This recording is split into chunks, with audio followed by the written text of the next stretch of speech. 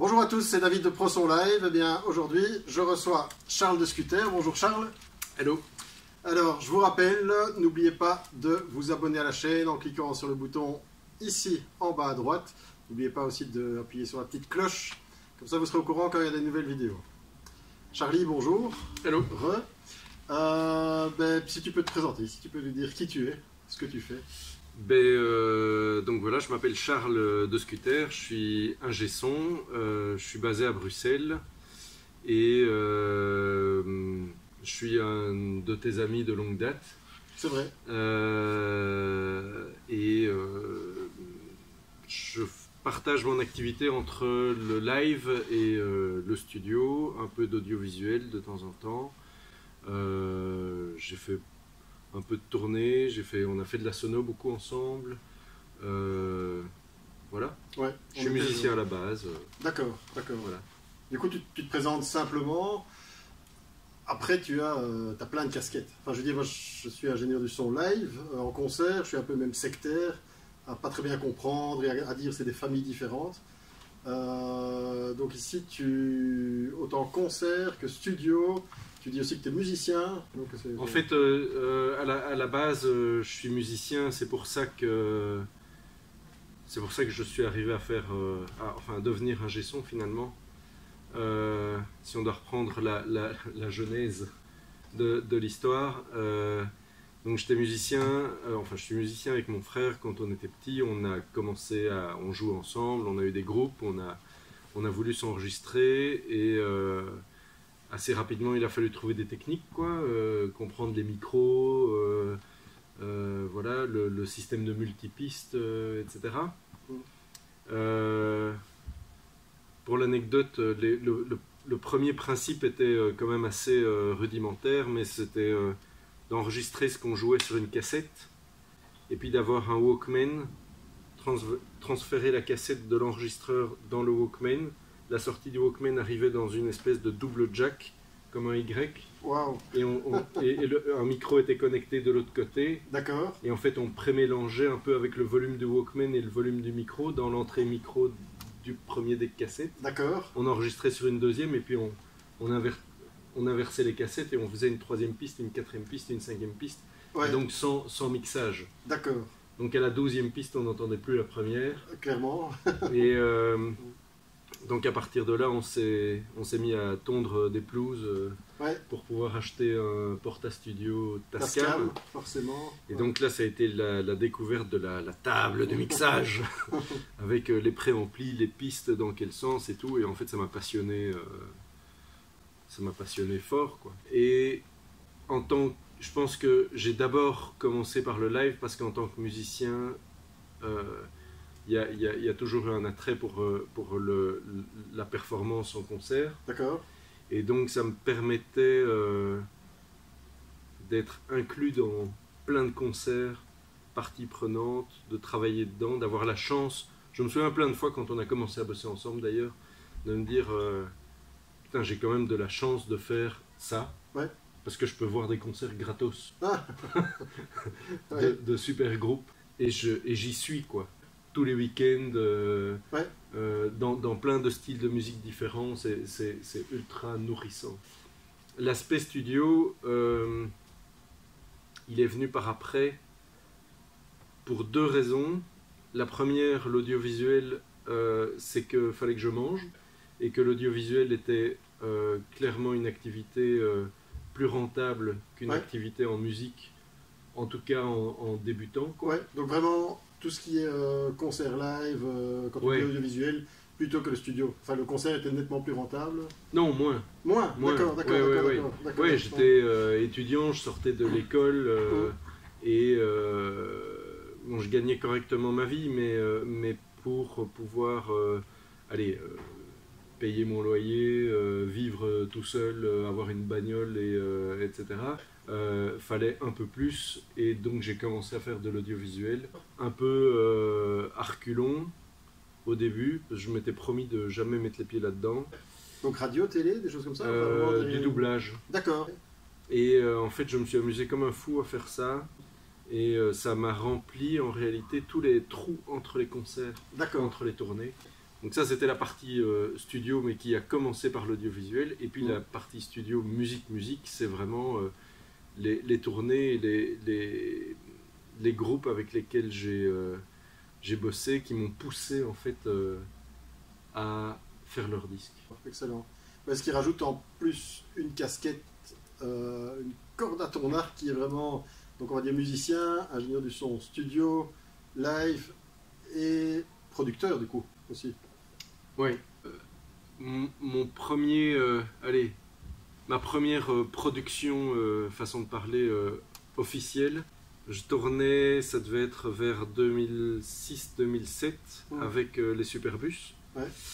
Et on avait prévu de faire un disque ensemble. Ouais.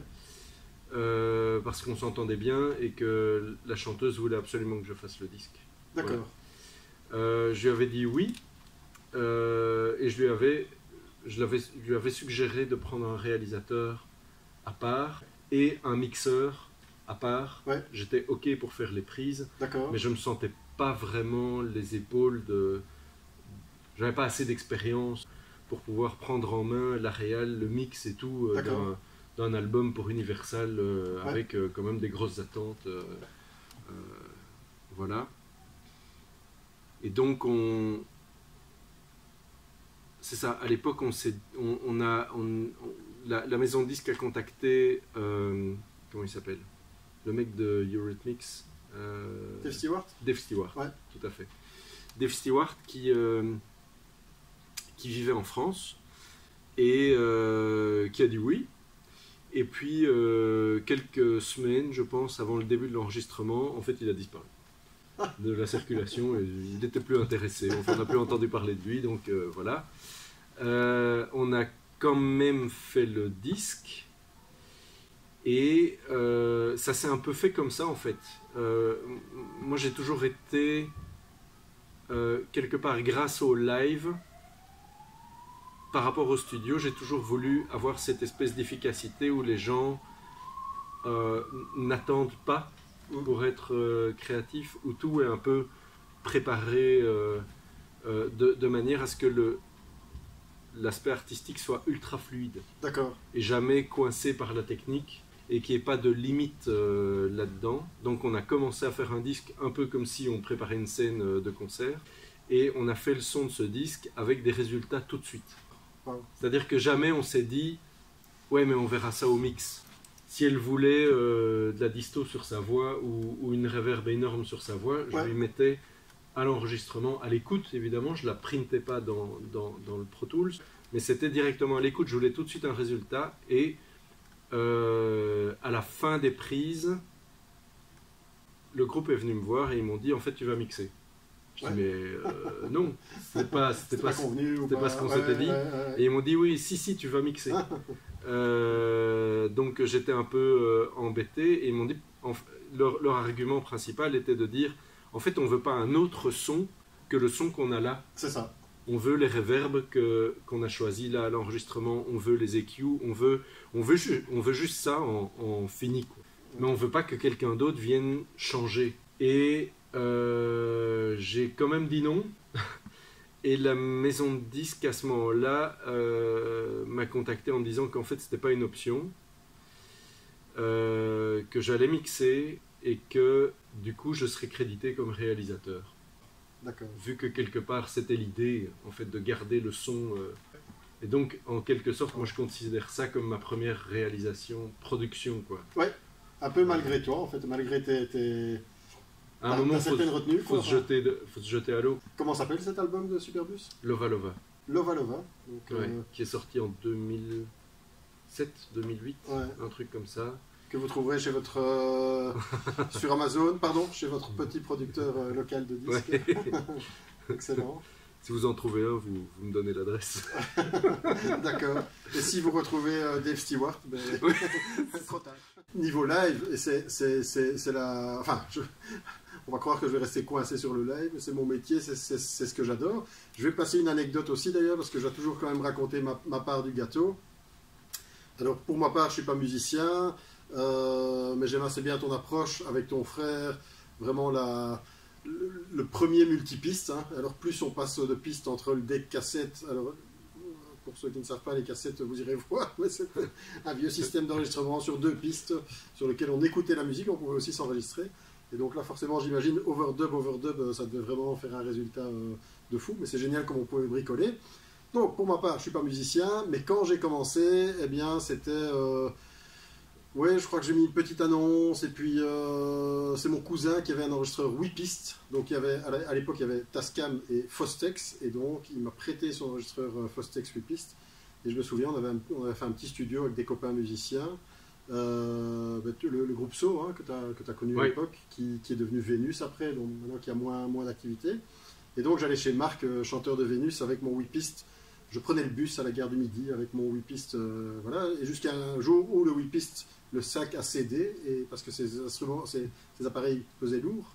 Et donc le 8 pistes s'est écrasé sur le sol, mais fonctionnait encore. Donc j'ai pu continuer le petit studio.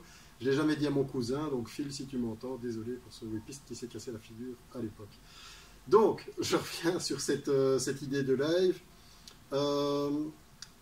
Oui, c'est la raison aussi pour laquelle je t'ai fait venir, c'est que tu as juste une carrière phénoménale. Si tu peux... voilà, alors j'avais dit, on ne ferait pas Shane People, mais si tu peux nous citer des artistes avec qui tu as bossé.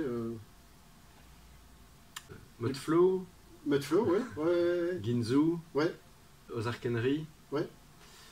Groove Cartel, ouais. Pour la Belgique, ouais.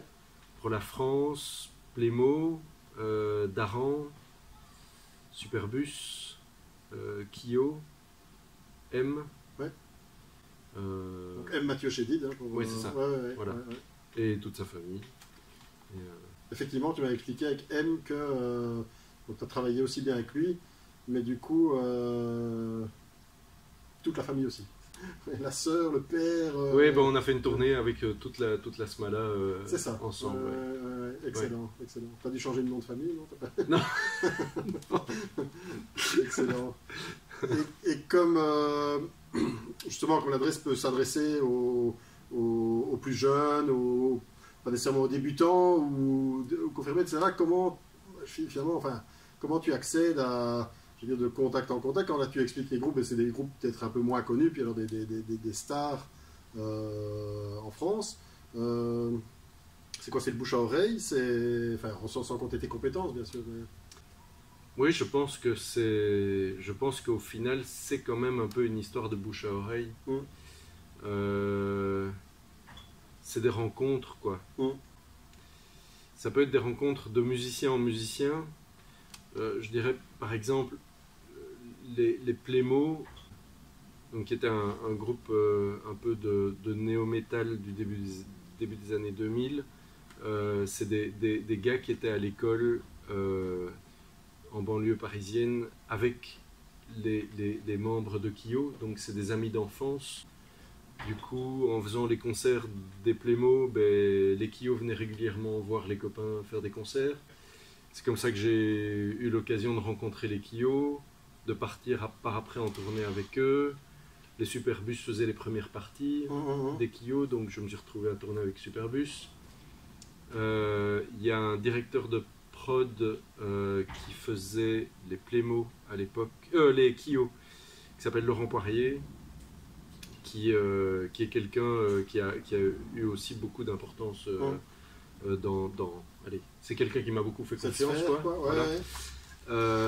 Laurent Poirier, en fait, je pense qu'il a dû bien aimer le boulot qu'on a fait ensemble sur Kyo, et du coup, c'est lui qui m'a recontacté par après pour M. D'accord, ah ouais, c'est ça. Parce que Mathieu, il cherchait un ingé son qui fasse et du studio et du live. Ah oui. C'était la condition. Et donc, il y a eu une espèce de casting, on va dire, fait sur je pense une petite dizaine d'ingé sons qui devaient avoir cette particularité de faire et du studio et du live. Et Laurent, il a dit, ah tiens, ouais, je connais un Belge, voilà. Et c'est comme ça que je me suis retrouvé suggéré, en tout cas, sur cette affaire. Et casting, C'était quoi, celui qui éliminait le plus vite le harcèle, ou bien basé sur un CV, peut-être sur ton expérience? Non plus. Ouais. C'était, on a tous reçu un multipiste live Ouais. d'un showcase qui avait lieu au 104, qui est un club parisien. Et donc c'était un multipiste live de 3 chansons, mais sans micro d'ambiance ni quoi que ce soit. D'accord. Donc l'idée n'était pas de mixer un live comme on mixerait un live pour faire un DVD live ou autre. C'était les pistes à cru comme ça. Et l'idée était, le mot d'ordre c'était, ok, ben, mixer les chansons comme si vous mixiez le concert, pour voir comment est-ce que vous abordez la musique de M. Wow. Intuitivement. Donc à partir de là, bah, le premier truc que je me suis dit c'est ok, faut pas que j'y passe une journée par titre, parce que sinon ce sera complètement fake. Je vais vraiment faire l'exercice, donc je me suis fait une espèce de template comme si c'était une console de live dans mon studio. J'ai fait un soundcheck. Puis j'ai mixé les 3 titres en 1 heure. Donc quand même pas en temps réel, je pense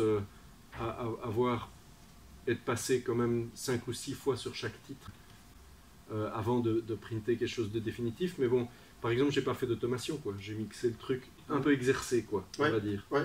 J'ai fait 3 ou 4 ou 5 passages de la même chanson en m'exerçant pour essayer aussi de découvrir un peu la chanson, parce que c'est vrai que quand on mixe un live d'un artiste avec qui on tourne, on connaît les chansons, on a fait des répètes et tout ça. Bon. Donc voilà, j'ai essayé d'un peu apprendre les chansons, et puis j'ai printé le mix comme ça, et je l'ai envoyé. D'accord, excellent. En me disant, bon bah...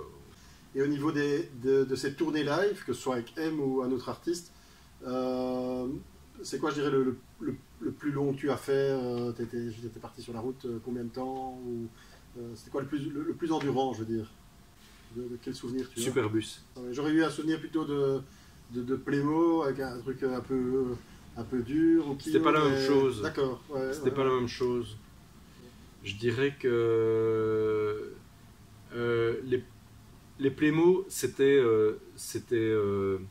on est passé de super roots à moins roots. Donc on est passé de... C'était pas mal d'ailleurs.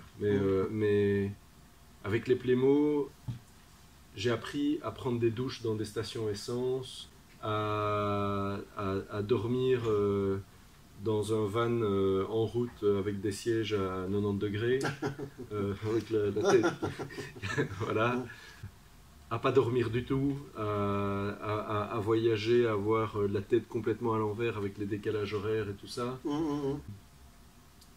À faire les 400 coups, quoi, en somme. Là, c'est l'époque Super Roots, quoi. Ouais, c'est ça.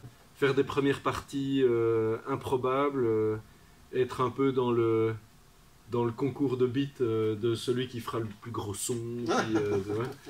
On était jeunes. Ouais, faire des premières parties où on se faisait jeter notre matos sur la rue, faire des premières parties avant l'ouverture des portes aussi. C'est arrivé. Faire la balance et puis se faire annuler la première partie par le groupe principal aussi, ça m'est arrivé. Voilà, tout ça. Après, je dirais qu'une tournée type M, c'est une tournée qui est très structurée. Il y a beaucoup de concerts, mais c'est très structuré. C'est très confortable, tout est ultra organisé, il y a des référents pour tout, il y a plein d'assistants. Donc c'est chouette, mais c'est pas très éprouvant. Voilà. Superbus, je dirais, pourquoi je parle d'eux, c'est parce que eux, j'ai vécu vraiment l'ascension d'un groupe qui est passé d'un groupe de taille moyenne qui faisait des clubs à 2000. 2000 personnes, quoi. Ouais, c'est ça. Je prendrais comme référence qui tournait en van 9 places. Voilà. Je suis passé de ça à la tournée de Zénith, avec eux où là ça a été vraiment très très très Tourbus, gros groupe succès. Tourbus technicien. Oui, ou, voilà, c'est ça, ouais. c'est ça. Plusieurs tourbus, plusieurs semi-remorques. Ouais. Là, il y avait beaucoup en fait. Il y avait beaucoup de dates et il y avait beaucoup de succès. Et l'avantage de Superbus, c'est que c'est un groupe qui a. Ben, il y a un gros capital sympathie autour de Jen, de la chanteuse. Et il y a un côté où elle plaît en même temps à un public assez large qui pourrait être pop rock ou variété ou genre, que à des punks hardcore. Donc en fait on peut jouer partout. On peut faire vraiment le festival le plus roots du fin fond de la Bretagne sans se prendre des tomates et faire l'after show du BNP Paribas Fortis tennis machin à Bercy avec du champagne aussi. Au grand bonheur des bookers finalement, parce que eux peuvent vendre. Oui, je pense que ça a dû être un groupe assez facile à vendre. Et du coup il y a plein de dates et donc autant c'est champagne, autant c'est roots, club, festival, machin, ben, tu te retrouves au boulot donc ça fait, ça fait du taf. Et au niveau, j'en parlais avec Benoît dans la vidéo sur le calage système. Au niveau des équipes, tu dis donc M, très confort, très entouré. T'as pas demandé à avoir ton petit bus où t'étais comme ça? Non, j'ai vite pris goût. Ouais, c'est ça, au confort. Non, mais, et justement, ça représente quoi comme équipe? Alors, on va pas détailler tout le monde, je dis, mais. En son Oui, plus en son. Enfin, donc c'est parce qu'on parlait calage système l'autre fois, donc je sais pas quelle heure système assistant. Ma question est un peu. Comme je disais, j'ai toujours fait des trucs modestes, mais à ce niveau-là, tu arrives à 18h à ta console et il y a quelqu'un qui frotte encore le curseur, tu vois, ou alors tu es dans la salle très tôt pour aider le caleur système, des choses comme ça, je sais pas. Qu'est-ce que ça représente comme équipe et comme boulot, quoi? Alors, moi je suis le premier dans la salle, parce que déjà je décharge le camion tout seul. Moi je t'écoute. Ensuite je monte le système, voilà. Je le cale, et puis arrivent les assistants. Voilà, c'est un imposteur. Non, en vrai, alors l'équipe d'abord. Sur une tournée de ce type-là, en tout cas tel que moi je l'ai vécu, je ne sais pas si c'est les mêmes équipes partout, mais voilà, il y a un ingé son façade, un ingé son retour, il y a 2 assistants façade et un assistant en retour. Voilà, donc ça fait 5 cocos. Alors, c'est vraiment la hiérarchie à la française. Hein. Bon. Il y a un assistant, dans les 2 assistants façade, il y en a un qui s'occupe du côté gauche, un qui s'occupe du côté droite. Ça, c'est pas une blague. Du système son. D'accord. En tout cas, en théorie. C'est un peu l'idée. Et il y en a un qui assiste l'autre. Il y en a un qui est le pilier tech. D'accord, dans la hiérarchie. Quoi. Oui, c'est ça. Pendant que l'assistant retour s'occupe de installer le plateau, mettre les micros, les pieds, etc., etc., etc. Donc ça c'est un peu, voilà, c'est les grandes lignes, sachant que c'est pas mon cas, mais il y a des ingé-sons façade qui sont des spécialistes de calage système et qui donc calent le système eux-mêmes, ou en tout cas donnent des directives précises, ce qui a jamais, moi c'est pas mon truc. Donc moi j'ai tendance à m'attacher à des gens qui savent installer le système comme j'aime bien. Voilà, et puis toujours dans cette hiérarchie à la française, j'insiste sur le côté à la française parce que c'est pas quelque chose que j'ai rencontré ailleurs. D'accord. Mais rien contre les Français. On essaye quand même de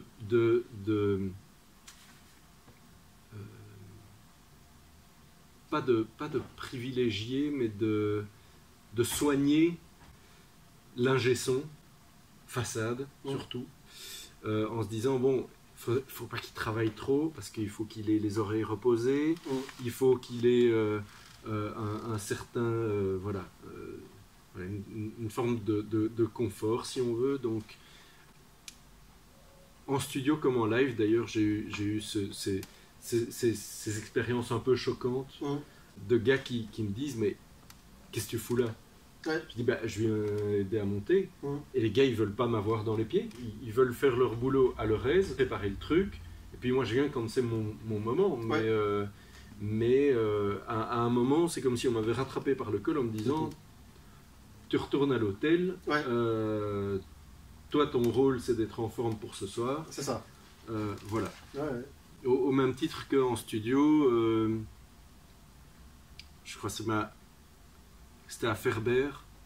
Studio Ferber, toujours à Paris. Gros studio à Paris, quoi. Hein. Oui, Ouais. où j'arrive et à mon habitude, je m'installe derrière le Pro Tools, je bouge un peu le Pro Tools pour avoir une main vers le Pro Tools et une main sur la console. Et je me suis rendu compte assez vite que c'était pas du tout comme ça qu'ils avaient l'intention de travailler, parce qu'il y avait un gars qui était là pour faire le Pro Tools. Ouais. Et moi j'étais censé faire la console ou me mettre dans le canapé parce qu'il y avait un autre gars qui était là pour faire la console et dire plus d'aigus, moins, change de micro, voilà. Alors ça je peux pas faire ça, donc finalement j'ai fait un peu tout et tout le monde a fait un peu tout, donc j'ai rendu le truc un peu belge peut-être. On a fait un peu. Maintenant, j'ai une expérience en France qui est toujours des grandes équipes. Il y a toujours beaucoup de monde. Ouais. Et d'un autre côté, c'est confort. Tu vois. Ouais. Voilà. Mais je dis, enfin, expérience en live, j'ai pu avoir des centres culturels, des théâtres. Tu peux arriver, alors, enfin, on n'a rien contre les Français, rien contre les Hollandais, mais tu arrives en Hollande, tu as 4 personnes et tu fais tout seul. En Allemagne, ça m'est arrivé d'être accueilli par un gars qui faisait les retours, la face, le patch, le truc, pour 3 groupes qui m'accueillaient en même temps et qui m'accueillaient de manière fantastique, tout en câblant mes inserts à l'époque sur les consoles. Mais en France, voilà, je peux comprendre ces grandes équipes, cette hiérarchie. Oui. Bon, après, il laisserait en hasard en fait, voilà, pour moi. Sauf la fusée Ariane. Mais c'est vrai que dès qu'on sort de ce territoire, déjà en Belgique, c'est autre chose. Enfin, c'est plus roots. Mais c'est clair que l'Allemagne, l'Angleterre, la Hollande, bon, là c'est beaucoup plus à la dure. À la rock'n'roll, ce qu'on faisait ensemble au début en fait. Oui. Tu m'inspires ça en fait, que tu as participé à des Taratata aussi, une fois, deux fois Oui. Et donc, je pense à la France, je pense à Patrice Kramer, qui malheureusement est décédé, mais qui était la référence, donc genre vraiment cette hiérarchie. Et un Taratata, enfin du coup, 2 questions, c'était avec qui et du coup, est-ce que tu as touché la table de mix ou justement tu as fait donc plus d'aigus, moins de grosses caisses? Alors, j'ai toujours ma petite anecdote. Ouais. C'est pour ça que tu es là. La première fois que j'ai été à Taratata, ça devait être avec les Kyo. D'accord. Ça devait être avec les Kyo et je suis en fait Patrice Kramer qui est devenu avec le temps à l'époque quelqu'un avec qui je me suis vraiment super bien entendu, a toujours eu un caractère de cochon quand même. Hein.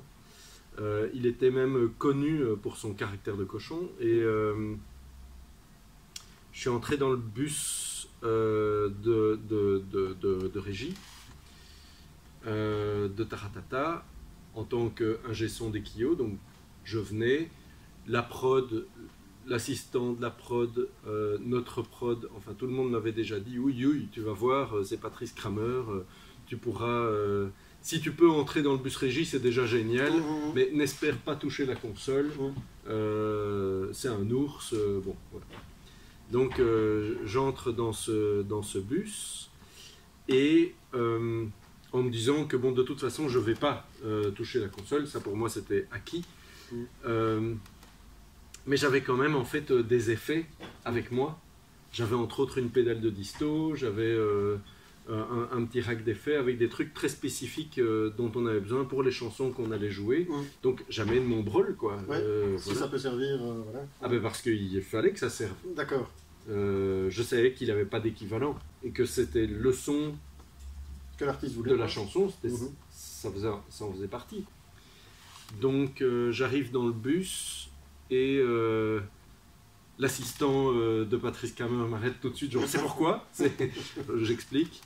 Il fait oula, ok. Donc tu peux peut-être aller voir. J'entre, je dis bonjour, je me présente, quoi. Donc lui il se retourne pas, hein, il était derrière la console, il soupire. voire même il souffle. J'étais là. Et je lui dis, et je suis venu avec mes effets. Et là, il se retourne. J'ai cru qu'il allait me taper dessus. Il était vraiment. Voilà, genre là ça dépasse les bornes. Non seulement il a osé entrer, mais en plus il a ses effets. Et donc j'avais cette petite pédale de 100 amps classique. Et je pense le mélange du gars qui vient juste avec sa pédale de disto et qui veut absolument sa pédale de disto, probablement l'accent belge ou un truc comme ça, en fait il s'est un peu calmé. Il a dit ok c'est bon, on va brancher la pédale.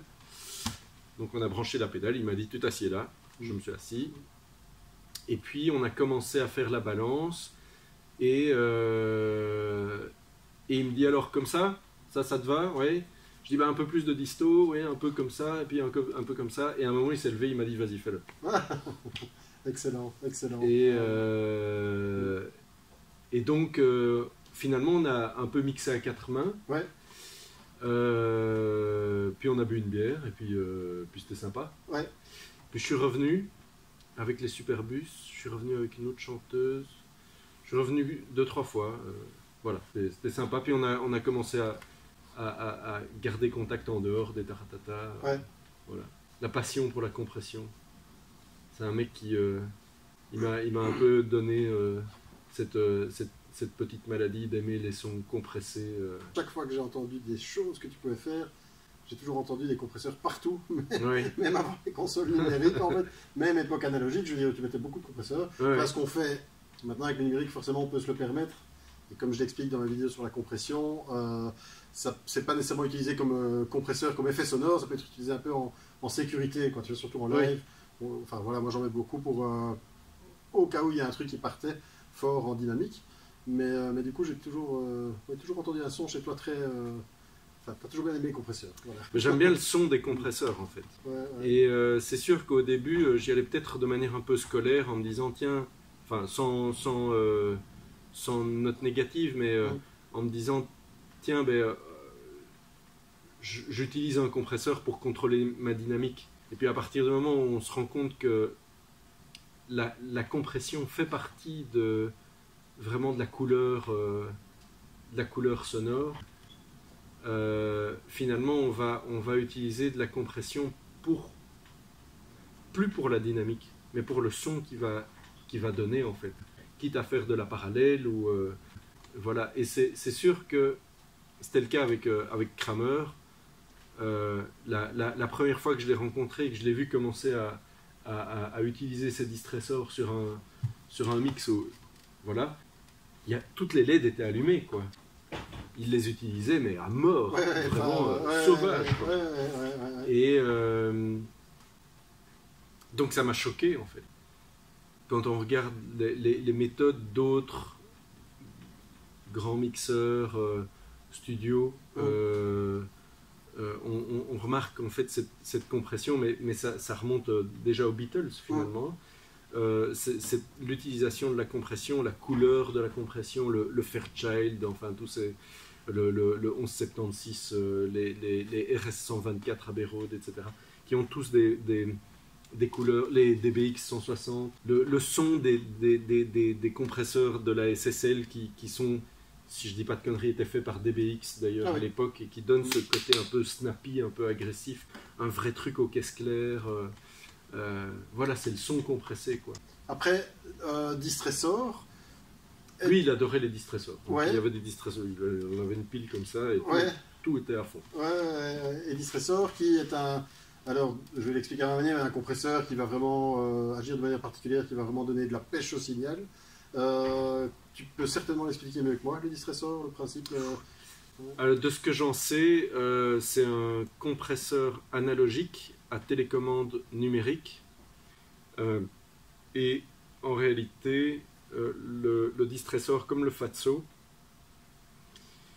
pour le Fatso j'en suis sûr, pour le distressor je ne suis pas certain de ce que je vais dire, mais prenons le Fatso, donc il y a une version plus ou moins stéréo. En fait, chaque mode de compression, chaque pente de compression correspond à une simulation d'un compresseur spécifique. D'accord. Donc en 2.1 ça va être un compresseur type SSL. En 4.1 ça va être, donc je parle du ratio du compresseur, ça va être une simulation plutôt d'un DBX. Ouais. Et puis il y a moyen de simuler le tollback compresseur du bus central de la SSL aussi. Et en fait je peux pas l'affirmer parce que je pense pas avoir lu le mode d'emploi du distresseur, mais des copains m'ont déjà dit que pour avoir le son du 1176 avec le distresseur, c'était avec la pente en 10.1 ou un truc comme ça en fait, et les distorsions enclenchées, et ça correspondait plus ou moins voilà, au 1176 en British Mode ou un truc dans le genre. En tout cas que ça donnait cette histoire harmonique aussi. Effectivement, et ça ramène des harmoniques en fait, ce qui fait cette couleur particulière aussi. Rappelle-moi la marque de distresseur, Fatso, je sais pas. Empirical Labs. Empirical Labs, exactement. Ouais. D'ailleurs, si les plus smart et moins vieux d'entre nous ont des choses à rajouter, n'hésitez pas en commentaire à nous faire toute l'histoire du distresseur. Voilà, ça peut intéresser tout le monde. Et alors, distresseur, je me souviens, en petite config, je veux dire, si on n'est pas Patrice Kramer, qu'on n'a pas un rack complet, sur des choses un distresseur, on va utiliser ça quoi, sur la voix, sur la basse. Et alors je me souviens de live peut-être que tu as pu faire, Camille ont pu faire, où du coup ça ramène la voix, bam, vraiment devant dans le mix. C'est la génération d'harmonique qu'amène le distresseur, qui donne quelque chose d'assez frontal. Quoi. Ouais. Si Empirical Labs veut sponsoriser ma chaîne, n'hésitez pas. Voilà. Donc Charles, tu nous as donné un peu ton parcours, hein, donc je trouve ça génial, le parcours d'un ingénieur du son qui est pas... Enfin, je trouve ça bizarre, mais je trouve ça génial. Non, mais un ingénieur du son qui peut tout faire, autant du live que du studio, de la production. Tu as dit aussi, donc, tu as expliqué l'histoire avec ton frère, vous jouiez de la musique au départ, etc. etc. Est-ce que... on dit souvent que l'ingénieur du son peut être un musicien frustré, qui n'a, oui. Moi, ça n'a jamais été mon cas en fait.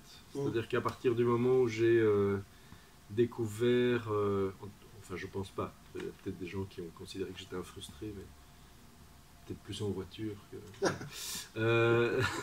Non, j'ai jamais rêvé. J'ai plus jamais rêvé de me retrouver à la place des mecs sur scène. J'aime beaucoup ma place derrière la console. Et j'aime les outils, en fait, qui vont avec. Quand certains guitaristes me parlent de leur chaînage de pédales, etc., I'm hearing seagulls. Bon. Oui. Mais je suis beaucoup plus... je tripe vachement plus sur des micros, des chaînages sonores, voilà, que réellement sur... Après, il y a une affinité musicale, mais en tout cas, je ne ressens pas de frustration par rapport au fait de ne pas être sur scène. Et il a d'ailleurs toujours fallu un peu me pousser pour que je joue sur des disques. Ça m'arrive, et ça m'arrive de plus en plus maintenant.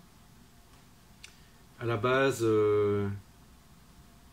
j'ai surtout joué sur des disques parce qu'il y avait des parties que j'arrivais peut-être à faire et que les gars n'arrivaient pas à faire, et que c'était finalement un arrangement qui était au 6e plan, donc en fait tout le monde s'en fout, mais en même temps il sert la chanson, donc je le faisais moi-même. Et tu l'entendais aussi, j'imagine, tu voulais jouer, oui, voilà. Le truc, quoi. Ça a été un peu le début, puis il y a... Ça m'est arrivé récemment là sur un disque, j'avais une idée très très précise de la manière dont la basse devait sonner dessus.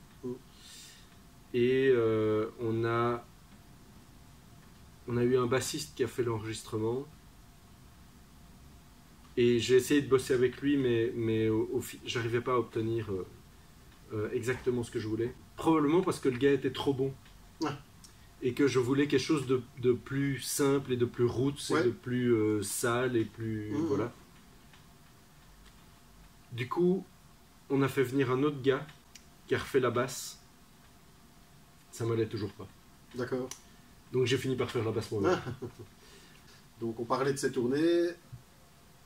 C'est une question que je me suis toujours posée, c'est au niveau production. Enfin, que ce soit au niveau production, plus tu vas, je veux dire, dans des hautes sphères, des artistes connus, des grandes salles, etc., plus j'imagine tu as une certaine pression. Alors comment est-ce qu'elle peut être ou pas, et aussi une certaine concurrence. Tu prends la place d'un autre, ou ceci, ou d'autres veulent récupérer le plan ou pas C'est sûr que c'est pas toujours évident. Après, moi j'ai toujours eu tendance à pas me stresser avec ça. Un peu comme les footballeurs de haut niveau, qui, tu vois, si je me dis toujours, ils montent sur ce terrain, tu as un enjeu, enfin pour peu qu'on aime bien le football, ce qui est Oui. le cas, mais... J'ai eu des ennuis, Ouais. si c'est ça la question. Mais les producteurs sont coulés dans le béton, donc il n'y a plus de problème. Ouais. J'ai eu, ça m'est arrivé 2-3 fois dans ma carrière d'avoir des gars qui en fait étaient un peu moroses ou voilà, qui auraient bien voulu être à ma place peut-être et qui ont essayé de faire en sorte d'y être avec plus ou moins de succès. Ouais. En général plutôt moins. Je pense que c'est la vie. Ça peut être le cas dans plein de métiers, ça peut être dans n'importe quelle entreprise. On a peut-être envie d'être le vizir à la place du vizir. À partir du moment où, quand on est le vizir, on commence à regarder partout autour de soi et à se dire tout le monde a envie d'avoir ma place, et surtout, je pense qu'on passe mal à travers la vie. Donc, moi, en fait, j'ai pris l'habitude de m'en foutre et de rester. En fait, de cette manière, j'ai jamais eu de pression parce qu'en fait, les gens ne trouvent pas où s'agripper sur moi pour me mettre la pression. D'accord, ouais. Non, je pense je fais vraiment la comparaison avec un grand sportif, parce que je fais le meilleur son du monde, c'est bien connu. Non, mais j'ai jamais été plus loin, et dès qu'il y a eu un peu de pression, production, etc., ça m'a saoulé. Alors, c'est pas une question de patience, etc., mais je crois qu'il faut vraiment... En fait, j'ai toujours fait les trucs pour mon plaisir, en fait, et ma crainte, c'est justement que je le fasse plus pour le plaisir, que d'aller au travail, d'aller mixer, mais tu sais, tu as le producteur qui est là, le truc, tu as la pression de l'album qui vient de sortir, de l'artiste, que ceci, cela, et donc, voilà. Moi, en fait, j'ai jamais eu l'impression de travailler. J'aurais tendance, mais c'est un principe de management aussi, de plutôt faire confiance aux gens qui m'entourent et de leur montrer très clairement, parce que je pense que c'est une meilleure manière d'envisager une bonne relation et de justement pas se créer d'ennemis, ou de gagner peut-être le respect aussi des gens comme ça. Après, de la pression, à partir du moment où les artistes ils ont envie de bosser avec toi parce qu'ils aiment bien ton son, ouais. Il n'y a pas vraiment de pression. L'avantage de l'ingé son, entre guillemets, c'est qu'en général, c'est un mec qui est choisi par l'artiste et pas par la prod. Il n'est pas choisi parce qu'il fournit un camion 20 € moins cher à la journée. Il est choisi pour une question artistique. Donc même chose, je pense qu'il n'y a pas un producteur ou un directeur de prod qui va commencer à te mettre la pression, parce qu'en fait, il n'y a pas de point de prise réellement, vu que c'est quelque chose d'artistique. Et en tout cas, à partir du moment où tu fais bien ton boulot aussi. Tu mixes, le groupe est content, les gens dans la salle sont contents, le cousin, la cousine, la belle-mère vont voir le groupe après en leur disant le son était dément, etc. Il n'y a pas de raison qu'on t'emmerde. Ouais, non, tout à fait. La seule pression, je dirais, c'est plus les artistes qui se la mettent eux-mêmes quand il y a une date importante, des Français qui jouent à Paris, la date parisienne, là tout le monde est en panique, et donc ça se propage. C'est plus, je dirais, un stress qui va se propager, donc c'est vrai qu'au moment où la première note va commencer, etc., on double-check que le master n'est pas muté quand même sur la date parisienne. Après, donc, je suis basé en Belgique, et le stress, j'ai fait quasi le tour du monde avec des dates. Il n'y a rien de pire que jouer à Bruxelles. Il n'y a rien de pire que jouer avec le cousin, avec la meilleure copine d'eux, et machin, c'est ça là. Donc je peux comprendre. Non, c'est certain, c'est certain. Oui, et puis en plus, il y a plein d'autres trucs à gérer quand on fait des dates à la maison. Il y a les guests, je suis bloqué à l'entrée. Oui, le show commence dans 2 minutes. Ouais, c'est ça. Oui. Donc, oui, c'est sûr que c'est des dates plus compliquées.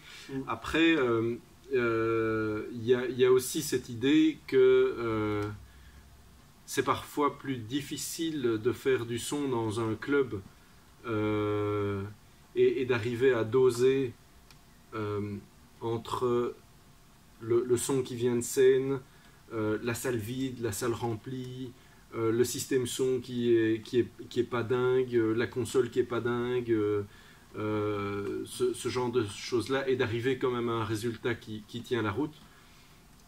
Pour moi, c'est peut-être plus difficile de faire ça que d'aller mixer à Wechter ou au Pukkelpop ou au Palais 12 où quelque part tout a été installé par des ultra professionnels de la chose qui ont déjà installé, monté, calé plein de fois dans ces salles-là, sur ces sites-là, etc., connaissent le truc par cœur et fournissent un service vraiment aux petits oignons. Donc quelque part, sur un gros système type Wechter, si tu ouvres tes faders, ouvres ta console, tu lèves les faders sans avoir fait grand-chose déjà au préalable, tu as déjà un résultat qui marche, en fait. Donc, j'irais presque jusqu'à dire que c'est peut-être même plus facile. Le seul truc plus difficile, c'est le stress qui peut être lié au fait que c'est la première fois que je fais Wechter. Je dirais pour l'anecdote, la première fois que j'ai fait le Pukkelpop, qui était un grand festival en Belgique, c'est des centaines de milliers de personnes. Main stage, en fait on ne pouvait pas ouvrir le système son, on ne pouvait pas faire le line check dans le système son. Donc ils avaient mis un sub sous la console et deux petits haut-parleurs. C'était une XL4 en analogique. Et c'était Deum.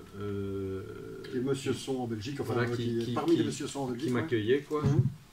Et il me dit non, tu même pas la grosse caisse, rien dans le système son. Tu fais avec les deux trucs-là. Et puis quand ça commence, je démute. Et bon, ça fait quand même, c'est assez un truc un peu à l'aveugle, quoi. Et je trouvais que son système, avec ses deux petits haut-parleurs et son sub sous la console, sonnait pas mal. Et j'avais peur du résultat que ça allait faire une fois que j'allais être dans les 2 fois, je sais pas combien de... DBSPL. Je crois, c'était du Y18 à l'époque. Adamson. Ouais. Et donc... Il me dit allez voilà c'est maintenant, il démute, j'ouvre et c'était dingue, c'était génial, c'était vraiment un moment de fou. Je suis un peu sorti de la tente, je suis revenu, je me suis dit waouh, en plus il a préparé la régie, le son est vraiment très bien similaire, etc. C'était ultra facile, quoi. C'est là que ta cousine t'appelle parce qu'elle est bloquée à l'entrée, embourbée sur le parking. Pas de cousine au Pukkelpop. Excellent. Non, franchement, c'était génial. Ouais. Après, c'est marrant parce que, anecdote aussi, je me souviens de ma première grande scène qui était à un extérieur, tu vois, avec un gros système acoustique, une Midas, et comme tu dis, avec du coup, des gens qui savent et qui t'accueillent. Et j'ai mon copain saxophoniste de l'époque, et... j'ai dit, je tremble comme mes jambes, comment je vais aller dans cette régie, mixer, etc. Puis il me dit, de toute façon, si on est là, c'est que c'est le destin, quoi. Enfin, tu vois, si c'est que tu es là, c'est qu'on te fait confiance, etc., etc. Et effectivement, je me souviens de lever, et comme tu dis, du coup, alors on va reprendre ma vidéo sur le gain, où c'est une histoire de gain pour peu que ça sonne sur scène. Tu balances, si tu as un système correct, une table de mixage correcte, c'est surtout ça aussi, tu as toute une chaîne sonore de qualité. Finalement, il fallait être très très très mauvais pour faire quelque chose de pas bon. Et venant aussi d'avoir mixé des années sous des escaliers, dans des clubs, sur des mauvaises consoles, des mauvais systèmes, des mauvais musiciens, etc. Mais du coup, là, c'est un peu, vraiment, comme tu le dis, ça peut faciliter pas mal de choses. Donc, effectivement. Oui, non, c'est sûr que voilà, on peut être un peu impressionné par le côté immense de grandes salles ou quoi, mais en réalité, c'est pas... Voilà. Je suis quand même vraiment très déçu quand j'entends un son pas bon, à l'ancienne Belgique par exemple, parce que c'est tellement facile quoi, de mixer là-bas, que pour faire un son pas bon, il faut le vouloir. Il faut chercher quoi. Ouais, un peu par rapport à la chaîne, aux gens qui commencent, tes conseils pour par où on commence? Ce qui est important, c'est de se faire confiance, de miser sur soi-même et d'être persévérant et courageux, quoi. D'être proactif aussi. Mais je pense que si on veut arriver à quelque chose dans quel que soit le domaine, ça ne tombe pas du ciel. C'est pas parce qu'on fait partie d'une équipe ou d'une société ou quelque chose comme ça que du coup on va être propulsé quelque part par d'autres personnes à une place. Il faut vraiment croire en soi. Voilà. Après, je dirais que j'ai deux anecdotes comme ça qui finalement ont un point commun. C'est pour moi, le point commun, c'est une forme de passion, et donc à travers la passion, j'ai fait des trucs il y a une vingtaine d'années où, par exemple, l'argent, le sommeil n'était pas vraiment une priorité, mais la musique et la proactivité primaient vraiment. Première anecdote. Tu m'appelles. Un jour, j'étais sur le ring de Bruxelles. Et tu m'appelles parce qu'on a un collègue en commun qui s'appelle Thierry Bleix, qui faisait une sono à l'hippodrome de Groenendael. Et Thierry Bleix, c'était pas spécialement sa spécialité n'était pas nécessairement les concerts, mais plus l'événementiel, etc. Et il avait une galère d'ingé son. Et donc tu m'appelles voir si j'étais dans les parages pour pouvoir aller dépanner en fait le groupe, ne fût-ce que faire un soundcheck, et puis ils allaient gérer pour le reste du concert. Voilà. Donc moi j'étais sur le ring, j'étais tout près, et 10 minutes après je me retrouve dans cette salle avec le groupe qui attendait sur scène. Je fais le soundcheck avec eux, ça se passe bien, et en fait je suis resté le soir et j'ai fait le concert avec eux.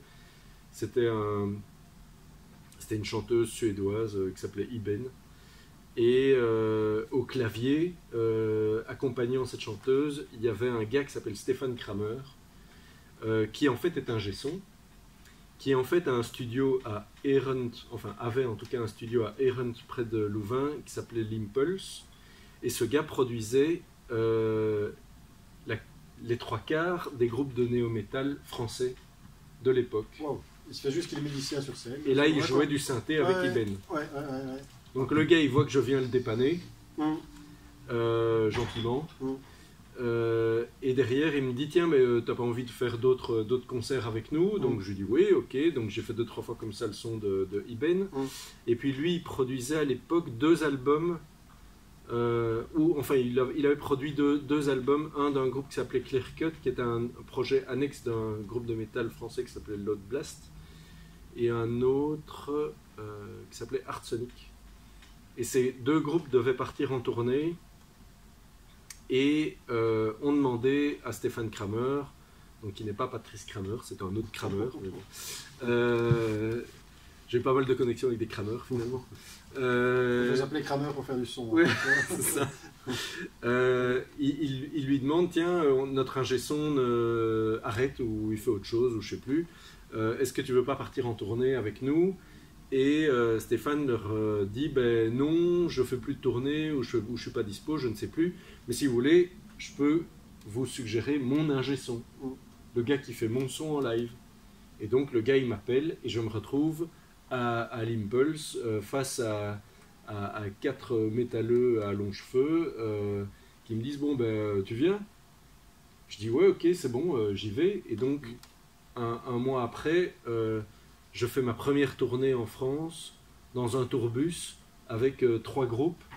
Je mixais tous les groupes. C'était un peu à la route, mais c'était cool. Et on a fait des clubs partout. C'était style 20 dates de suite, quoi, sur 3 semaines. Et le tour manager de cette tournée était aussi le tour manager des Playmo. D'accord. Donc le gars, il me dit, bah tiens, j'aime bien le son que tu fais. Non, là c'était même pas encore le cas. Quelques jours après, il joue à Dour avec les Playmo et ils n'avaient pas leur ingé son avec parce que je ne sais plus quelle raison. Bon, il se dit ah mais le Belge, voilà. Je suis venu dépanner les Playmo sur cette date de Dour et puis finalement, ben voilà, je suis parti avec eux. Playmo Superbus, Playmo Kyo, Kyo Superbus, Superbus M, etc., etc. Donc finalement, tout part d'un dépannage à l'hippodrome de Groenendael pour Thierry Blex. J'aurais dû demander une commission. C'est ça. Et l'autre exemple, vite fait, Excuse-moi, j'en reviens juste, tu disais le Belge, mais tu avais l'habitude de mettre tu allais au Zénith de Paris, à Bercy, et tu mettais ton drapeau belge sur la console, tu fais toujours ça? Disons que les consoles sont toutes petites, donc il faut que je trouve un mini drapeau belge maintenant. Ouais. Mais depuis la Coupe du Monde, je trouve que c'est... À l'époque, c'était une H3000 gigantesque et j'avais un drapeau qui faisait exactement la taille. Un bon gros drapeau, ouais, c'est ça. Ouais.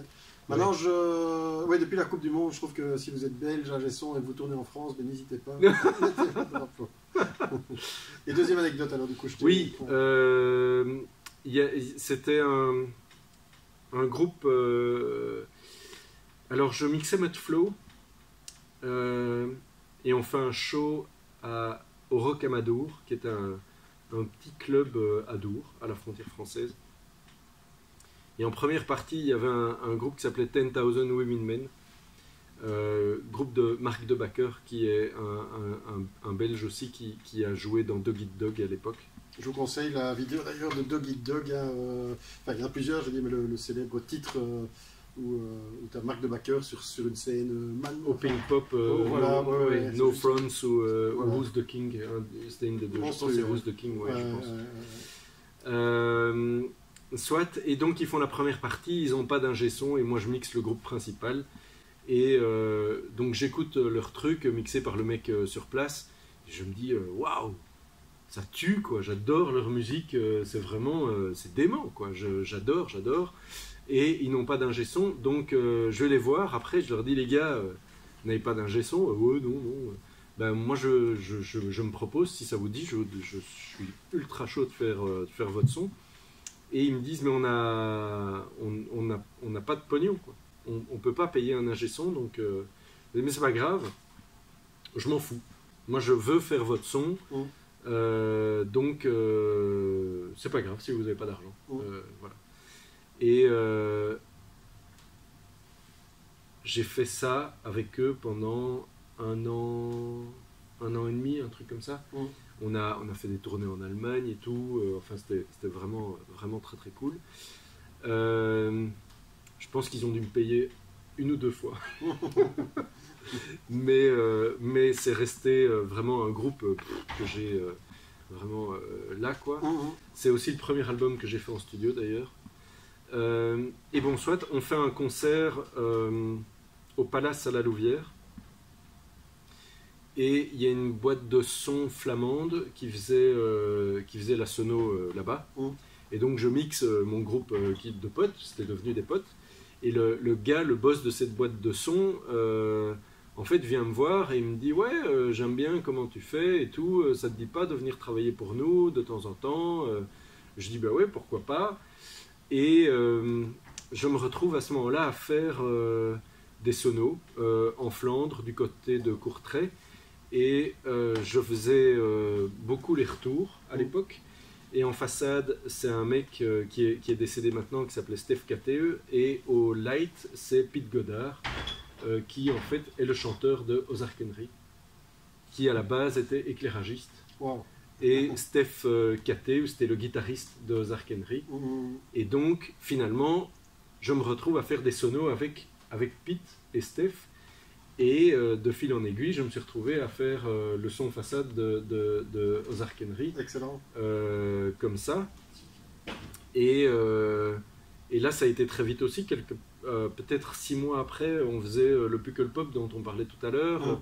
Dans l'année, on a fait le Puckle, le Wechter, sur la petite scène, le Mark Trock, Dranouter, etc. L'année d'après, c'était Wechter Main Stage, et bon, voilà, super spot.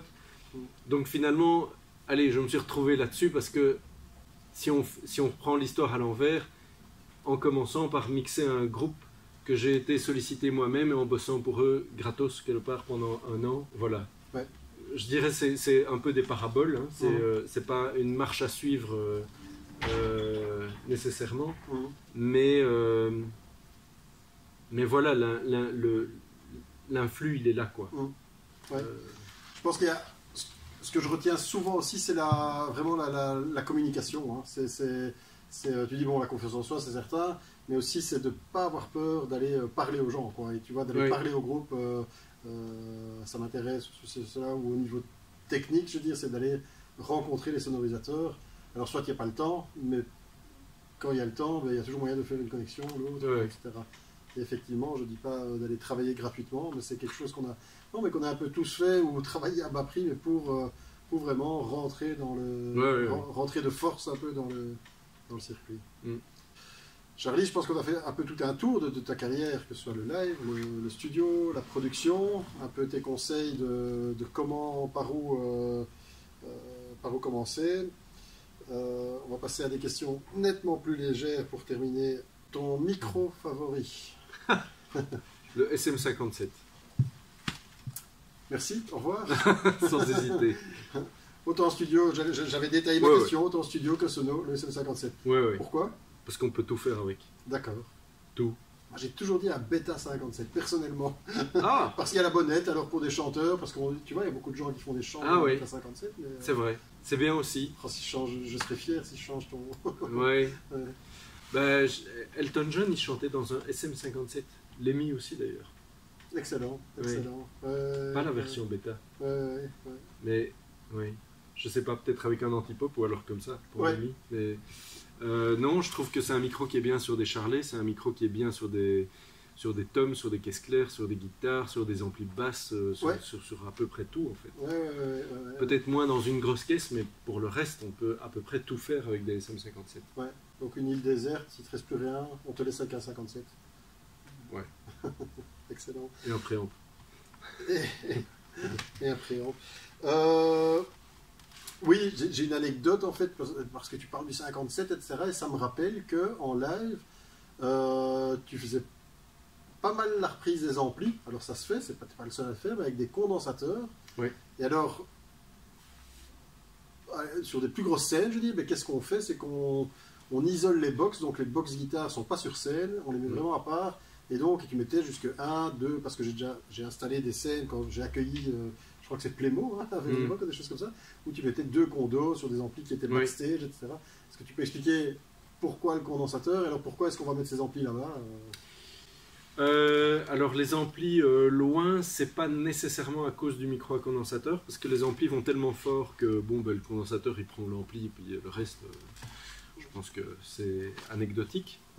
L'idée de mettre les amplis plus loin, en général, c'est plus pour essayer de cleaner le son de scène. Et comme c'est des amplis à lampe et que c'est des amplis guitare à lampe, ça a besoin d'être mis assez fort pour avoir un gros son et du corps. Ça nous permettait de les mettre vraiment fort, mais plus loin. Alors, voilà. Ouais, donc pollution sonore, quoi, d'éviter ça sur scène. Pollution sonore, oui. Donc autant que ça crée là-bas, et puis au moins... Voilà. Ouais. Après, le condensateur, c'est une question de complément du SM57, mais il y avait quand même toujours un SM57. D'accord, ok, très bien. Comme base, quoi. Et puis le condo, il fait un peu les contours. D'accord. Il va plus bas, il fait un peu d'air en plus. Donc, mais moins de présence dans le haut médium. En fait, c'est vraiment ça, c'est la couleur, quoi. Médium, la couleur du médium du SM57 qui va très très bien aux guitares. C'est ça. Et puis le côté très précis aussi, qui fait que selon l'endroit où on le place par rapport au cône, enfin par rapport au haut-parleur, quoi. Plus loin sur l'extérieur, ça va être plus de grave, plus vers le centre, ça va être plus d'aigu. On peut quand même avoir une prise de son assez précise pour le live, en tout cas. Voilà. Ouais. Je vais bien rire lors d'une prochaine date avec mon ami Yannick Werther, guitariste, qui ne veut plus entendre parler du 57 en fait, et qui veut un Beyer M88. Oula. Comme John... Je confonds, meilleur. Ah oui. Voilà. Alors voilà, au moins je suis content qu'on pourra lui prouver le contraire avec soit du micro à 99 € TTC. Le M88 c'est pas mal, hein. Ça dépend de l'ampli, quoi. C'est ça. Et du guitariste. Ouais. C'est vrai que s'il joue avec peut-être un Fender ou un truc qui sonne comme un Fender genre Hot Rod Deluxe ou un truc comme ça qui a déjà un son comme ça, peut-être que le M88 contrebalance un peu. Voilà. Excellent. Je sais pas si c'est le cas, mais bon, voilà. C'était l'idée que je me disais. Ouais, comme il me reste très peu d'amis, je me prononcerai pas. Ok. Du coup, toi, te faire des amis, des ennemis, ton système son en live, ton système son favori? C'est la Damson. Oh, c'est vrai? Ouais. Wow. N'importe quoi dans la Damson, tout est bon dans la Damson. Ouais, excellent. On vient de faire la vidéo donc qu'elle ait insisté avec Benoît, et puis Benoît a commencé à expliquer le calage système, la prédiction, le contrôle, blablabla. Et première marque qu'il a sortie, c'est Adamson. Alors on sait que je suis un fan de DNB, donc je couperai tout ça au montage. J'appellerai nos amis Ludo, Dave et tout ça pour parler d'Adamson. Excellent. Ta pire et ta meilleure expérience en live? Ma meilleure expérience en live... Bon, je fais toute l'anecdote alors. Ouais. Je commence par la pire. Obligé. Je vais commencer par la pire, peut-être. La pire, je crois que je bossais pour toi. J'en étais sûr. On règle les comptes à la fin. Je crois que c'était un truc dans un centre culturel à Neuchâtel où il y avait 10 artistes différents qui faisaient tout et n'importe quoi. Du semi-playback au concert, au spectacle de danse, au truc avec des enfants. Voilà. Et effectivement, il y avait un truc avec des enfants. Et il y avait un truc avec... il y avait un groupe, c'était un couple...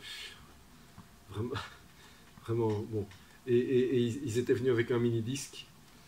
Et en fait, ils avaient leur chanson. Et ils m'avaient écrit sur un bout de papier, d'abord la 3, et puis la 9, et puis la 2, et puis la 12. Et bon, voilà. Bon. Et en fait, le jog du mini-disque était foutu. Oh là là. Donc, j'ai sué comme un fou pour...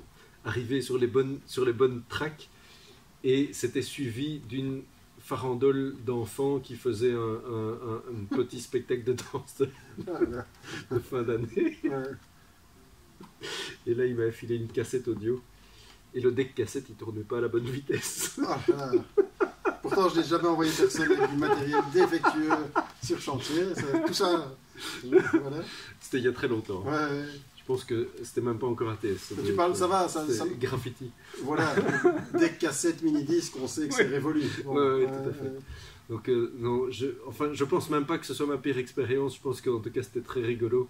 Mais que ça a été un moment où je me suis fait une bonne suée. Donc voilà. Sinon, je pense pas avoir eu de mauvaise expérience spécialement. Et dans je dirais la meilleure expérience serait peut-être plus les trucs marquants, quoi. Un jour, je mixais les Bikinians qui maintenant ont un autre projet qui s'appelle Fugumongo. Donc c'est les frères Lonti avec Adri à la basse et Giacomo à la batterie. On faisait la première partie des Ting Tings au Cirque Royal. D'accord. Et on arrive pour faire notre balance. Et les Ting Tings, donc ils sont deux, monsieur, madame, batterie et guitare. Et ils étaient sur des praticables qui étaient vraiment deux Pratos 2 par 2, carrés, à des hauteurs différentes, en bord de scène, front de scène. Et j'arrive et je vois que les Pratos ne sont pas sur roulette et qu'ils sont vraiment en front de scène, quoi. Et je me dis, oula, comment est-ce qu'ils vont faire pour bouger leur truc pour qu'on puisse faire la première partie avec tout leur câblage, tout leur... je me dis, ça sent le sapin quand même bien. Alors on attend qu'ils finissent leur balance. Arrive leur stage manager, c'est un anglais je pense, et donc je lui pose la question, je lui dis comment on fait pour s'installer, c'est quoi l'idée, il me dit, ben nous on bouge pas, donc vous mettez sur les côtés, quoi. Voilà. Ça peut arriver. Hein, ouais, première partie, fuck you, voilà. Et on était là genre, ah ouais, sur les côtés, mais enfin nous on a un groupe de 4 mecs, bon. Donc en fait à ce moment-là on envisage assez vite l'éventualité de ne pas jouer, quoi. Parce que là c'était vraiment pas les conditions minimum pour pouvoir faire un truc réaliste. Une première partie, ça sert à promouvoir un groupe. Si c'est pour aller au casse-pipe, franchement, j'ose pas le dire, mais dans ton vaut mieux s'abstenir, quoi. Tu vois. Et en fait, on réfléchit et au Cirque Royal, le système, c'est du DNB d'ailleurs, il est accroché et il n'y a pas de front fills. C'est des trucs posés sur les subs sur le côté. Et à ce moment-là, je me dis, mais en fait, le système tape largement au-dessus de la fosse. Donc, à la limite, ce qu'on pourrait faire, c'est s'installer par terre, dans le public. J'en discute vite fait avec les régisseurs du Cirque Royal, qui, eux, étaient plutôt des copains. Et je leur dis, les gars, est-ce que vous pensez, on pourrait pas imaginer un truc, qu'on mette le groupe comme ça, mais on met que les micros, quoi. On met pas de retour, on met rien du tout. Nous, on veut bien jouer si on fait ça, en fait. Et je ferai en fait, ils entendront la façade, plus ou moins, donc ce sera suffisant pour jouer, quoi. Et ils me disent, ouais, mais non, parce qu'on n'a pas de barriérage, etc. Je me dis, on s'en fout. Pas besoin de barriérage. Forcément, l'accueil local va dire plutôt pas trop envie, quoi. Bon. On joue le jeu, on fait avec, les mecs marchent sur les câbles, les pédales, pas grave. On s'en fout, quoi. Et avec quand même en tête, même dans la conversation avec les locaux, que bon, on avait quand même à faire une bonne bande de trous du cul qui ne voulaient pas bouger quoi que ce soit sur scène. Tu vois, donc on essayait clairement de trouver une solution. Tu vois. Et finalement, tout le monde se dit, bah oui, ok, faisons ça. Donc on commence à faire la balance comme ça, au sol. Et arrive le stage manager des Ting Tings qui voit ce qu'on est en train de faire et qui du coup propose de bouger les Pratos parce que là il s'est dit ah ouais, mais le feu. Non, revenez sur scène, on va finalement bouger les Pratos parce que non seulement ça risque d'être dément, mais en plus nous on risque de passer vraiment pour des connards. Donc, bon. Et on dit non, c'est bon, bougez pas, on va jouer comme ça. Et donc ça a joué comme ça avec les musiciens qui étaient face à face avec le public à quelques centimètres, en train de chanter, voilà, de donner tout ce qu'ils pouvaient. Ça a vraiment très bien marché et c'était le jour du décès d'un des 3 Beastie Boys. Et en finale, en fait, c'est Jack, le batteur, qui a chanté le dernier titre et ils ont repris Sabotage des Beastie Boys à fond de balle dans le... Moi j'étais à fond, tout dans le rouge, tout. La salle était en fusion, le public était à fond, quoi. Et on avait, voilà, cette impression, en tout cas assez satisfaisante, d'avoir tout brûlé sur notre passage et de croiser les Ting Tings dans le couloir pour aller vers les loges en disant allez, à vous, bon amusement. Hein. Bon concert, excellent. Mais super histoire en tout cas, qui clôture cette longue interview, qui est la première interview, parce que rien ne nous empêche de remettre ça avec d'autres anecdotes. Donc Charlie, moi je t'appelle Charlie depuis des années, donc c'est bien Charles de Scooter. Charlie, c'est bon aussi. Voilà, du Rock'n'Roll Studio, hein. Je vous mettrai tout ça en commentaire. En tout cas, merci de ta visite. Avec plaisir. Et merci pour ces anecdotes qui m'ont fait rêver. J'espère qu'elles vous ont fait rêver et que ça amènera beaucoup de vocations. À bientôt, salut. Bye bye.